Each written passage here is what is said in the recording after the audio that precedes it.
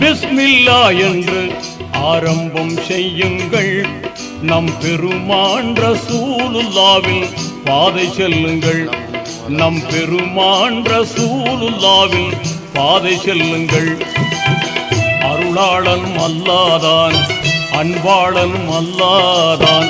அருளாளனும் அல்லாதான், அன்பாளனும் அல்லாதான். திருநாமம் ஓதிடுவோமே, தீமை நீங்குமே, பொல்லா தீமை நீங்குமே.